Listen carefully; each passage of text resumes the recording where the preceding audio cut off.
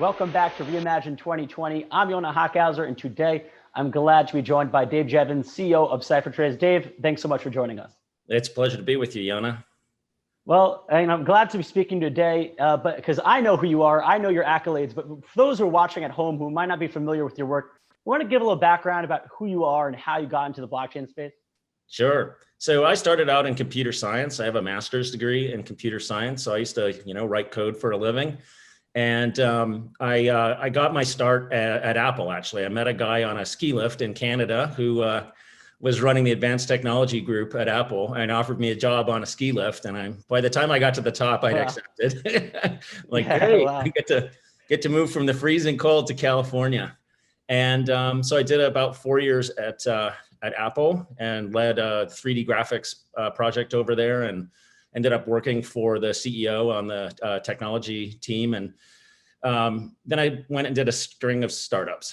So the first one was a multiplayer gaming system, one of the early ones, making Segas and Nintendos play real time all over the world. And we sold that one. And then I got into security. So I started my first computer security company, and we built secure file transfer systems, basically secure FTP, but a really glorified enterprise version of it. And our customers were all big banks, really big enterprises, Visa, people like that. And that company got acquired and went public. And then I started another security company called IronKey, and we built these cool hardware encrypted USB flash drives that also have authentication, a private Tor network. And that went really, really well. And we sold that company. And then I started Marble Security, which was a mobile app security for iPhones and for Android. And that got acquired by Proofpoint. And then we started CipherTrace about 5 years ago. Now, how I got into crypto. So I, believe it or not, I got interested in crypto in the year 2000. So this was before Bitcoin, and it was the early days of cryptocurrencies. And I went to the Financial Cryptography Conference, which that year was in the island of Anguilla in the Caribbean, because they always hold it in these nice island places, but that are tax haveny. And I got to meet the eGold guys who had a gold-backed digital currency. I got to meet the Mondex guys, which was an early MasterCard effort at building a digital currency. And so I kept up with it over the years. And then when Bitcoin came out, and I read the white paper, and I knew some of the people who've been involved early on, I said, okay, this is the one. And so starting in 2011, we started doing some mining. So we built custom mining rigs. We got chips that we bought, built our own boards, wrote our own firmware. I built the liquid cooling part of it. Wow. And and I also started doing a report every year on how the price of Bitcoin changed whenever there was a major security hack in the industry. So the first Mt. Gox hack, the second Mt. Gox hack, and every single one, and every price drop was directly correlated to a security incident. So, the price would go from $30 to $11, which back then, that's like huge. Of course, here we are today at $11,000. Yeah. But anyway, so that's how I got into crypto. And it's interesting because you do have this tech background, and then you got into cybersecurity. And many people talk about blockchain, as more of this ideological technology. It's going to, revolutionize the world and politics. But in your view, is it a cybersecurity protocol? Is it a transaction protocol? How do you view blockchain? So I guess I view blockchain and cryptocurrency slightly differently. So I think of blockchain as, a big distributed database, basically, with security properties. So, they all agree with consensus, and once a transaction's been done and confirmed, you can't really fake it. So it has very good security properties of a distributed database. When you look at enterprise blockchain, Hyperledger and things like that, they have a permissioning system. I mean, they look like, enterprise software. It's distributed Oracle across companies, really, with all kinds of controls and things. So security, obviously, a big part of it.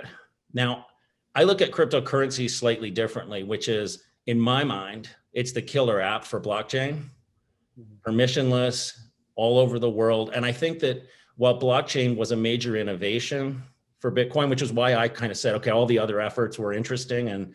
But when I saw the Bitcoin white paper, I'm like, okay, this is the one. So that was magic. But I also think one of the other magic things about it is the way that it was not directly connected to banks. So almost all the previous things like e-gold or DigiCash, for example, was relied on banks being bought into the system. So I do think the distributed nature of having exchanges that could have their own bank accounts, price it in different currencies around the world. I thought that was a major innovation, and mining rewards was another one because it incents people to run nodes. So it's as much an economic invention as it is, in my mind, a technical invention. Mm-hmm. And we're definitely starting to see that, go more and more, especially with DeFi, and we'll get to that. But you mentioned, kind of how you got into blockchain and how you were writing these reports, these yearly reports about how these hacks were affecting the price. Yeah. And CipherTrace has really grown from there. I mean, you guys do way more than just a yearly report. You want to go in a little bit kind of about what CipherTrace is today? Yeah, so we're one of the leading companies in the world that do blockchain analytics. We do blockchain tracing. So for example, if somebody's funds are stolen or an exchange is hacked, we help people get their money back, freeze it, trace it, etc. But we also provide compliance software. So a lot of our customers are cryptocurrency exchanges that need to check transactions coming in to make sure that it's not stolen or it's not from a terrorist or a sanctioned nation. And we work with banks to help them evaluate cryptocurrency companies. If they want to get a banking relationship, the bank wants to, see how clean your exchange is. And we also provide governments and law enforcement tools to be able to track down the bad guys. Mm-hmm. And you guys are, for those who don't know, you guys are quite good at it. Yeah. You were recently, recognized with the CINET 16 award. That's an award granted to 16 of the most innovative and compelling companies out of hundreds of emerging cybersecurity companies from around the world. So congratulations on that. And anyone who follows this space, knows your guys' name. And you guys recently released your 2020 Geographic Risk Report. You want to go a little bit into kind of what are the findings there, and before you do, I know there's a common acronym used there, VSAP, and just before you go into it, I want to first describe to the viewers what VASP stands for and what it is. Sure. So VASP is a virtual asset service provider. We just call it a VASP. So and it's not a term that industry invented. It's a term that governments invented. Mm-hmm. So it covers not just exchanges, because I'll typically use the word exchange and mean a broad class of systems. I could mean DEXes, I could mean an OTC desk, but they use the term VASP. So what a VASP is any business that is operating in virtual assets or cryptocurrency. So if it's a for-profit entity making any kind of money, then in any kind of crypto, it's a VASP. Mm-hmm. Now, they define this term for applying regulations to cryptocurrency companies. So that's where it came from. Mm-hmm. And so you want to give us kind of the highlights of the report, because this was kind of a big report, Geographic Risk Report from 2020. What were the main findings? So what we did was we looked at the KYC, or Know Your Customer processes, at 800 VASPs in 80 countries. So almost every exchange in the world, OTC trading desks, decentralized exchanges and other DeFi products. So that's what we looked at. Payment processing systems, currency swap systems like Shapeshift or Changely, where you can flip from one currency to another. So that all of those things we looked at. Mm-hmm. And we wanted to understand how they verify who a customer is. Do they verify anything? Do they sometimes do it if you're trading over 2 Bitcoins a day, maybe, and under that you don't have any verification? Or do they have strict verification where they require a photo ID, proof of an address, maybe a phone number that they can text back and forth, that type of stuff. Mm-hmm. And so we graded them, red being nothing, yellow meaning sometimes they sort of do it, and green meaning they do it all the time. Mm-hmm. And what we found was that 56% of VASPs have either no KYC or very bad. Wow. Yeah, so more than half do nothing or do a really bad job of it. Right. And then we broke it down by regions.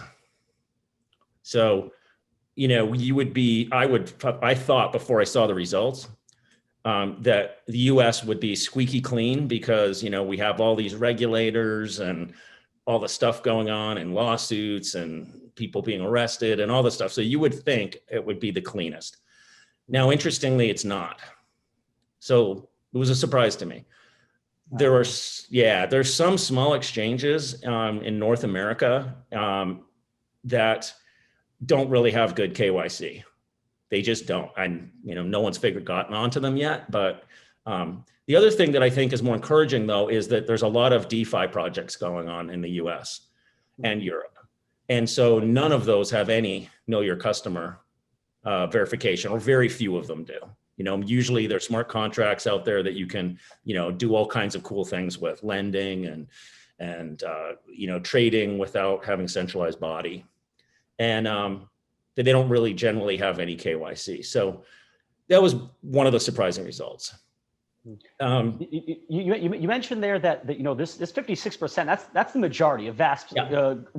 Worldwide kind of don't have KYCs at all. Is that a result of wherever they're situated, they're just not being regulation forcing them to, or is that just they're supposed to, but they're flying under the radar? Bit of both.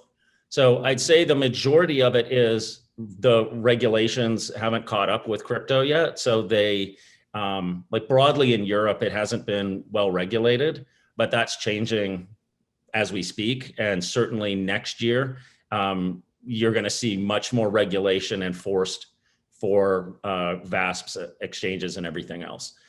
There are ones flying under the radar for sure. So all this DeFi innovation, for example, a number of currency swap systems, money laundering mixing services, for example, they're making money off running those things. They don't tell anyone where they are. And then lastly, jurisdictions, so if we found some interesting things like where you say your jurisdiction is, you don't ever have to have an office there. You don't even ever have to have been to that country. Right. Yeah, I mean, and we see that very often, in the crypto sphere where, they could be registered in Malta and they're sitting in China and the servers. And so kind of how does governments, how are they even, what jurisdiction are they under? Who is supposed to actually go after? You bring this report, a government sees a report, the American government sees a report that, a US citizen use an exchange that's registered in Malta, that's actually the teams in China, and they got scammed. Whose jurisdiction is that? Is the American authorities? Is it Malta authorities? I mean, is there clarity here? It's a little muddy. It's a little muddy. So, for example, we had there was an incident recently in October of 2020 with a company called BitMEX.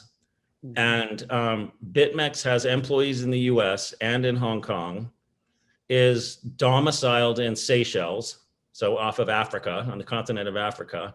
I don't think they've ever been there, but was servicing US customers. So the US, has basically filed suit against the company and has actually arrested one of the executives and has arrest warrants out for 3 others. And what the US regulators' argument is, yeah, you're regulated in the Seychelles, but if our citizens are doing business with you, you're subject to our regulations too. And I think that's broadly true and will become more and more true. So you could be registered in Malta, for example, but if your customers are in Switzerland, you're going to have to comply with both Swiss law and Maltese law. Now, this is allegedly, and whether it's ever enforceable is a whole other thing. Right, and that's interesting you brought up BitMEX, because it does seem that, recently, over the past couple of weeks or especially months, the US government is finally put its foot down when it comes to money laundering using crypto. They've gone after BitMEX. They went after the heads of Coin Ninja. They did 20 arrests with a whole group of European countries for those Quas, I believe it's pronounced, criminal network. Do you think that this is merely just that they took this long because they were collecting the necessary evidence to prosecute, or is this something more political with the elections coming up? Why now? Why are we seeing all these actions by the U.S. government against money laundering now? I think it's gathering evidence. It's getting a better understanding. There's a lot going on in financial services that isn't crypto. So, these guys have a lot to worry about. And you've also got, you've got a financial crisis going on at the same time with the pandemic. So folks are busy. But for really egregious things like what allegedly some of these companies that you mentioned are doing, I think they want to make an example. And they're going after the biggest, ones that either have the most criminality or are flaunting the regulations. But to some extent, it is trying to set an example. Yeah, I think you'll see that more over time. So, for example, in the United Kingdom, there haven't been much in the way of actions like that because they've had pretty lax regulations. But in January, that's starting to tighten up where companies have to register with the government if you're going to do crypto.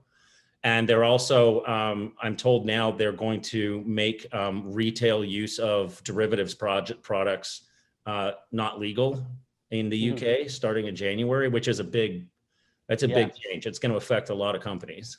Right, and that's interesting because they did announce that ban. And along with the ban, it was released that they actually surveyed, industry users, industry leaders, all people involved there. And 98% of the people surveyed actually were against the crypto derivative ban in the UK, because one of the reasons the UK government was saying is these retail investors aren't smart enough to understand these products. They're losing money. And again, the stats are coming out that that's just simply not true. So I'm assuming, in the course of your job, you're dealing with different government regulators. Do you feel that they have this negative view towards cryptocurrencies because they don't properly understand this new technology, or are they just being overly cautious because it's something new? I think it really depends. I would say there's a lack of understanding in some of these jurisdictions. I remember going to the UK maybe 2.5, 3 years ago, and I briefed the FCA, and they didn't know anything about crypto at all. I mean, there was a room of 20 people who had maybe heard the word Bitcoin, and now they're out, building out regulations. So it's a learning process for people. I do think you're right about, things like this derivatives issue. To me, I'm not convinced that that's the right way for them to be approaching this. I really am not. And you can get access to those products for all kinds of other things in the world that aren't crypto.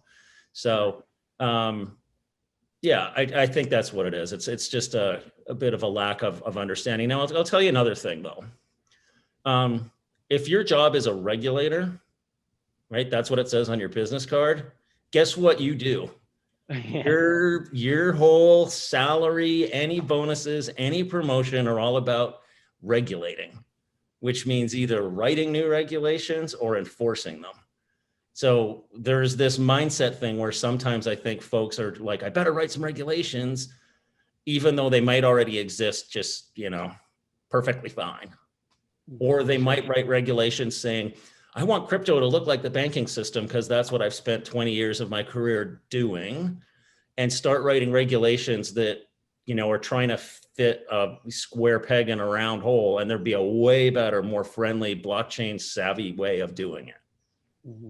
And do you feel that, this is such a brand new technology. This is on every sense of the matter, whether you're looking at the white paper to Bitcoin, which is about 10 years old, or even blockchain.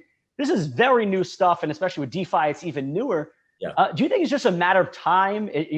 As you mentioned, a lot of these regulators have been spending their whole career regulating banks. So as new regulators come in who more grew up or more used to this technology, this is a matter of time that regulators become, get let's say a fairer view of cryptocurrencies.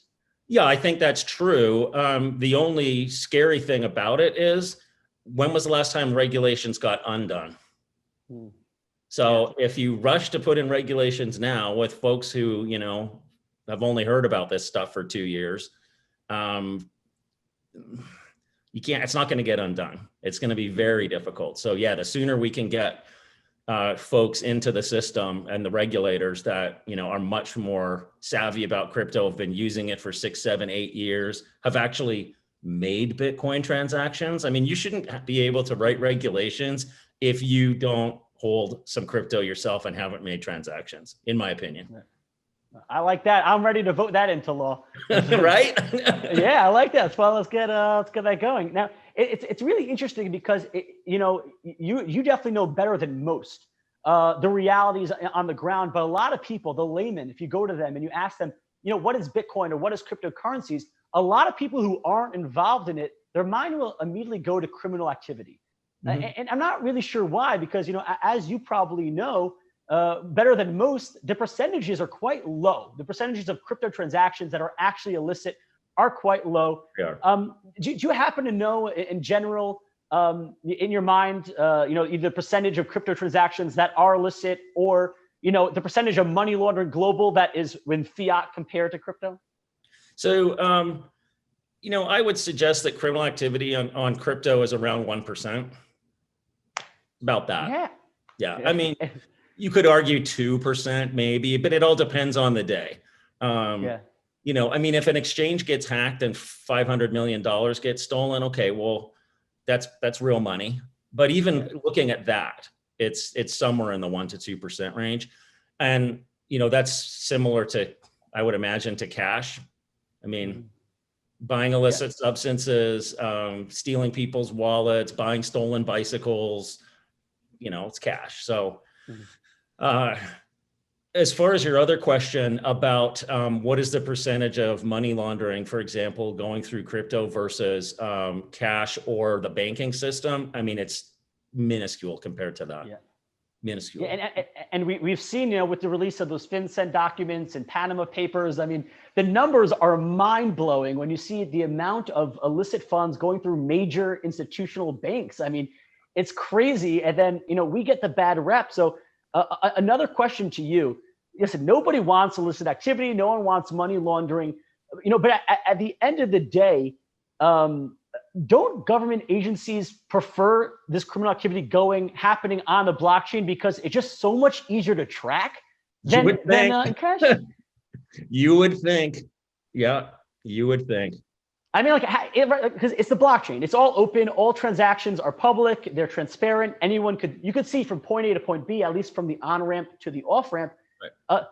Is it easier to trace money laundering on a blockchain than it is to trace money laundering using cash? Yes. It drives me insane. It just, I know. But do they realize this? Do the regulators understand this? Some do. Some do. Yeah. Do we have to go picketing outside? How do we get them to understand this? Well, I mean, that is part of, you know, what I do.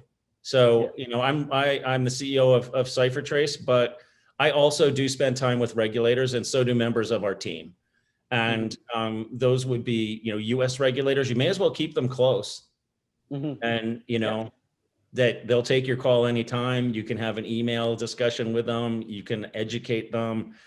Show them other ways that maybe things could be done. We work with a group called FATF, the Financial Action Task Force. This is a group of 190 regulators from 190 countries that get together and work on trying to get regulatory frameworks across the world. So I'm one of about a dozen private industry people who are on the virtual asset contact group there. Everyone else is regulators. And we try to, you know, educate them about what's really going on, why some of their proposals might not be the right way to do it. Are they actually solving a real problem, or has the problem already largely been solved and you just have to get, you know, exchanges and other companies to just adhere to the regulations that already exist? Well, you know, I salute you for that wonderful work you are doing on behalf of the crypto sphere.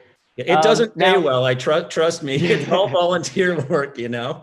It's I'm sure being a regulator doesn't pay well either. It's just the nature of the beast. But we donate our time to it. But it's important for the industry, because if we don't do it, who's going to do it? Yeah. You know, I mean, and like you said, there's no take. It's much harder to take back regulation. So I do appreciate that. Now, one of the the tough jobs that a regulator has, that you have for educating regulators, and that the crypto community has, is that on one hand, at the end of the day, the government wants to stop tax evasion, money laundering, criminal activity, illicit activity. We get that. On the other hand, people have the right to privacy of transactions. They want what they spend their money on. If it's legal, why should everyone have to know? Why should the government have to know? And so that's understandable. So is there a solution here? Crypto held that promise. Is there a solution here that both allows the government to be sure that, hey, I'm not using it to buy something illegal or to money launder, but at the same time, keep my privacy? And is that solution zero knowledge proofs or something else? So I think there's a couple of ways to think about it. Honestly, I think you have it now, which is the on-ramps and off-ramps to the fiat payment system are where you should be checking. So, at some point, you have to go from fiat to Bitcoin for Bitcoin to be worth anything. If you couldn't buy it with dollars or euros or yen, it wouldn't ever be worth anything. It'd be a science experiment. Same getting out. Most products, not all, but most products, you still need to pay with wire transfers, checks, credit cards, fiat currency. So why not just check there, which is what happens now with KYC? Do a risk-based approach, which is what CipherTrace does, which is, we can look at transactions and say, okay, well, that's stolen, you should freeze it, or that's from a terrorist organization. Okay, do that. And everything else, let people do whatever they want. If I want to send you money from my phone to your Linux machine, whose business is it other than ours? Right. So I think, movement of money around the system should be as it is, which is unregulated. You can do what you want, and it gets checked just at the endpoints. I think that works fine. Other people have different ideas. So, on the strong privacy idea is, Monero is extremely hard to track, and you can only really do it probabilistically. It'll never be like any kind of UTXO based currency like Bitcoin or Litecoin or anything like that. So some people say, hey, we should all use that. That scares regulators like you would not believe. Yeah. Terrifies them. They're losing sleep over Monero. Big time. And also, by the way, even Litecoin, which you mentioned as one that's easier, they're trying to implement Mimblewimble, which how effective is that? Mimblewimble, at least in our research and the work that we do on our research team and development team, is not very effective. I mean, really? It can be de-anonymized. It's harder, but it's Honey, nothing burn all the proof, burn all the Mimblewimble. No, I mean, it's better. It's better. And I've talked to Charlie Lee about it. I meet with him for coffee every now and then. And, things to move privacy forward are good. I want my privacy just like you do. We'll see. Yeah. Well, so that's interesting because, you do give a good, something that I also agree with, which is, regulate the on-ramps and the off-ramps. And that's probably the easiest thing to regulate as well. And something that might force regulators' hands is DeFi. This is something brand new, and the thing that makes a difference, for those who don't know, decentralized finance, it's exploding now. This is the new hot thing. Let's say in the crypto sphere, it's I think there's $11 billion locked right now, but it's growing, it's changing all the time. How does DeFi protocols, how does CipherTrace, does that change the way that you approach analyzing it? If it's on DeFi, I mean, it's still on the blockchain. Yeah. Do you guys view it differently, and do governments view it differently? So we don't view it differently. We're working on an oracle so that we can provide into DEXes and other systems, a protocol that can come right in, and it can do your sanction screening and, some basic, is this stolen, for example, funds that you want to keep off your platform or like a compliance oracle. Correct. Very cool. Correct. Yeah. You heard it here first, folks. Yeah, right. Do you have it branded yet? Have you guys branded it? We don't have a name for it yet. That's our John and his marketing team the geniuses will come up with that. But yeah. So we're doing that now. A warning shot, though, I will say, is on September 18th. The Valerie, who is the crypto czar at the SEC, made a statement at a virtual conference that that DeFi platforms should be regulated the same as other platforms because they let you transfer funds, they let you lend money. Some of them let you earn interest on money by staking. Other ones, you're trading what could be classified as securities. So if a token is deemed to be a securities and was done through a securities offering, well, that's subject to securities laws, potentially commodities laws, and money service business laws, because you're moving money around. It's definitely a VASP, a virtual asset service provider. So just for your information, that's what she said on the 18th of September. So, governments already recognize that DeFi is here, that DeFi is real. But the question is, listen, if they were asking and regulators are mandating that exchanges, hey, you want to trade, you want to allow customers to trade, you have to have KYC, you have to have AML. Yeah. How do you do that with the DEX? How do you enforce KYC with the DEX? How do you take legal action against a DEX? I mean, what are regulators to do with DEXs? I mean, obviously, is the answer, like you said, on board, off board? It's probably on board, off board. You could take legal action against DEXs if they're venture capital funded and they're corporations. Right? Like look at the Uniswap guys. I mean, that's got venture capital backing and offices in San Francisco and probably other places. But so, there's often places to go if you want to have an enforcement action against one of the operators of these things. I don't have a great answer on how you do KYC for DEXs. It's a fairly new problem. I can tell you that most of the people who run them that I talk to are vehemently against it. And, I don't think there's a great way to figure it out at this point. Certainly, the compliance oracle will help for transactional compliance, but the KYC part is an interesting challenge. And I think that is something the industry is going to have to figure out over the next year because they're going to get pressure from these regulators on a global scale to have some form of solution. And do you think, that with this compliance oracle that you guys, have in the oven, do you see a future where governments, will take a look at DEXs, they'll audit the smart contract, they'll make sure that there is a compliance oracle, and then they'll say, hey, everyone, this DEX is stamp of approval. This is a regulated DEX. It might even have, a FICO, insurance. You put any money here, we'll cover it because we've done, the checking for you. They might do an audit. I don't think that they're going to be in a place to audit people's smart contracts. They're going to assume that that's the responsibility of the operator of the DEX to do that. I think they'll have their checklist of, do you have a compliance officer? Do you have a compliance plan? What is that plan? So they tend to audit more like the documents and the procedures that you have than actually audit the operations of your system typically. So I think that's what it's going to look like. It'll look like the same as a crypto exchange or, an ATM company.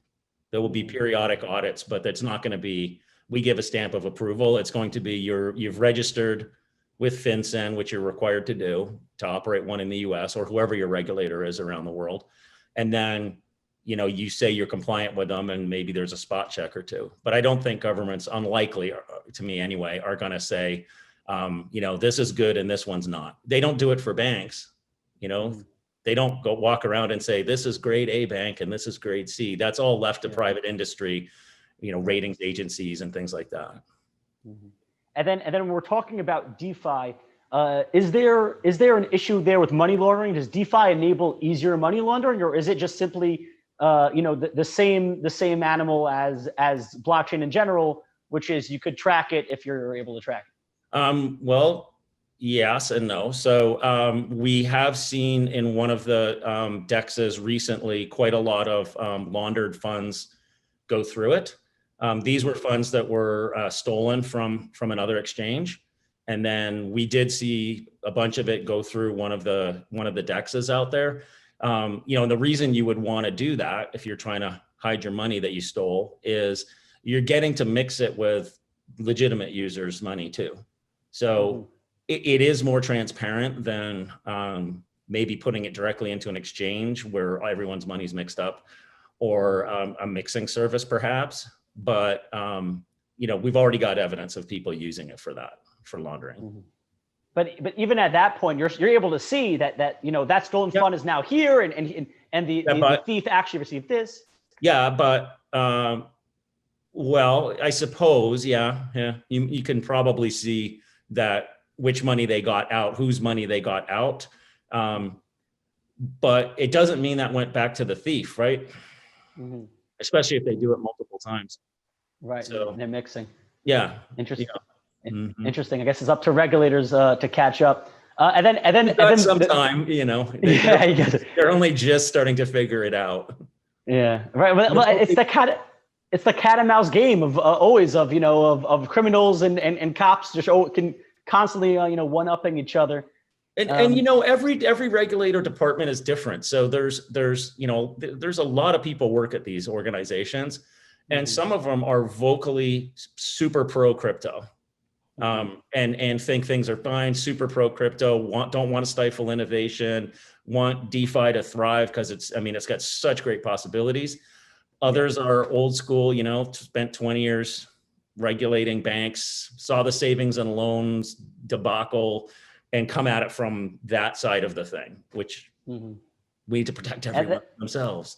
Yeah, I mean, and you know, it's really interesting because, you know, if you look at the 2008 financial crisis, you know, there was a lot of kind of greed going on in complex financial products that kind of, you know, piled up on each other and then, you know, collapsed because there wasn't enough value underneath it.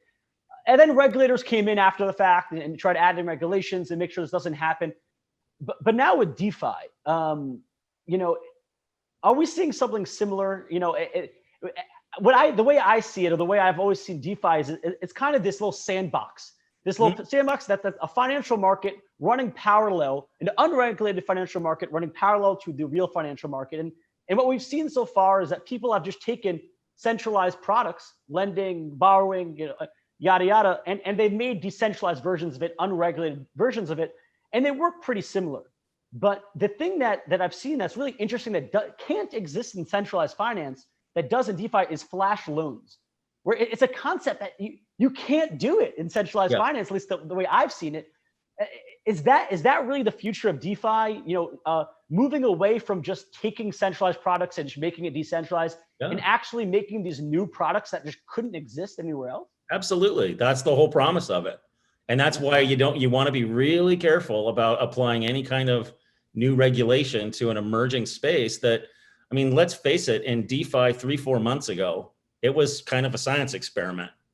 And right. And then suddenly now there's some pretty good products out there. They're gathering a lot of capital into them. People are excited. There's really cool new things you can do. And we're just getting started. Imagine what it's going to be like in a year or two. There's going to be amazing stuff out there. Right. And then, so then on the regulator side, like you mentioned, it just 3 months, it makes the world of difference. I mean, last year, I think DeFi had, you know, whatever, 50 million locked in. Now it's 11 billion. Innovation happens so quickly. So what are regulators to do? Should they just sit to the side and say, all right, we're going to have to wait it out until this thing solidifies itself more and we see what it's going to be? I mean, could you blame them for trying to get ahead of it? And on the other hand, how could they get ahead of it when things that they can't imagine are going to happen are going to happen? Well, I think they need to first understand it. What is it? How does it work? How do our existing regulations apply? Do we even need to do anything? That's the first thing. And so, you know, learning what it really is and having more than one person learn what it is good so that there can be actual debate. And I think there needs to be work with the industry. They can't just sit in Washington, D.C. or in Paris, you know, or in Valletta writing rules for something that, you know, by themselves, right? That they read about on the internet. They're going to have to actually work with private industry who's building this stuff to really understand how it works, what's the vision, what are the possibilities before they do anything. And I think that's really an important point, because the truth is that the industry players and the people using these products understand them much better than the regulators do. Yeah. And too often, like we saw with the UK derivatives ban and the survey that came out afterwards, the regulators think that the retail investors are way dumber than they are. The regulators seem to focus on people as if they can't understand things, products, or even sophisticated products at all. And I think that does a great disservice to the actual users in the end. But like we said, this is all still shaking up, and it's exciting to see what happens next. I know that I am. But this is. I want to make a point about the UK ban, which is it's going to hurt UK-based companies that are offering, those types of products. But if you're an investor, if you want to use that type of product, one, you can't be stupid to do it. It's not like it's exactly the easiest thing in the world to get tricked into like using one of these products. They're just going to go offshore. Mm-hmm. Mm-hmm. So they're still going to do it, and you can't stop it. And you're hurting, businesses, or you're going to be hurting businesses, domiciled in the UK. So that's one issue with it. I'd say the other thing, though, is what I think is if you look at DeFi and in particular derivatives, wholesale is going to move in, and you're going to see a lot more, big players active in it. It's a great opportunity for, the bigger players, because it's a 24-hour market. There's lots of volatility. If you've got good connections, good algorithms, they're going to take advantage of it. So you'll see that space, in my view, dominated more by the big players than by retail, just naturally. Mm-hmm. And then also, I mean, because it's so new, mistakes happen. There are smart contract bugs. You look at Sushi Swap, where Chef Nomi had access to the funds and then gave back. And I think that people learn. I think the players learn. I think that people now are a little more hesitant just throwing money into a contract. You have to imagine they're a little more hesitant throwing money into a contract. They're going to make sure that whoever wrote the contract doesn't have access. And so I think that people are learning and evolving, but there definitely are some scary stories, especially in this new technology. And this conference will be airing on Halloween. So my question to you is, do you have any scary stories of your own from involving blockchain or cryptocurrency technology? Well, I've got a tale that's literally from the crypt. Okay. and I'm sure many of the viewers will be familiar with it, but for those of you who aren't, it's the story of a Canadian exchange, Quadriga CX. Oh, so you're right. So this is an exchange that has maybe just under 200 million in it. It's operated by the husband and wife team, and the husband goes missing on a trip to India, and allegedly has the private keys to the cold wallets. So among other companies, CipherTrace got brought in to do investigation, like, where is the money? And we've discovered there isn't any money. So really? there are no cold wallets. He was, the CEO of the company was actually just moving it into other exchanges and putting it there. So he never really had any cold storage built himself at all. So there were no missing private keys. And when we looked at those accounts, what had been happening was he was doing his own trading and losing money, and had burned through that, and also buying things and, houses and cars and things, had burned through like $100 million of people's money. So the money just didn't exist. So then he turns up allegedly dead. So this is why it's a tale truly from the crypt here. So there's a rural town in India, and the hospital reports that he's shown up and he has died of Crohn's disease in his early 30s. And can't really send you the body at this time, and we'll write you a death certificate, and there you go. Now, first off, we talked to a number of doctors, and dying of Crohn's disease in your early 30s is fairly rare. It can happen, but fairly rare. And, it's strange that it's tied with all this fraud. The other thing is that this district is known for writing fake death certificates. So is he alive? Is he dead? His wife is probably the only person who ever will know, but it's a mystery that continues to this day. Wow. Well, you took my challenge and you really ran with it and succeeded, Dave. That was truly a tale from the crypt. I really appreciate you taking the time to speak with us. I know you're very busy, man, but it was really amazing insight kind of into both how the regulators see things and the amazing work that you're doing personally and your company at CipherTrace is doing as well. So I appreciate you taking the time and speaking to me here. And if I think of a good name for that oracle, I will let you know. So I do appreciate it, Dave. It's always great speaking to you. And for all our viewers here at REIMAGINE 2020, happy Halloween and have a good one. All right. Thanks, Yonah. Happy Halloween.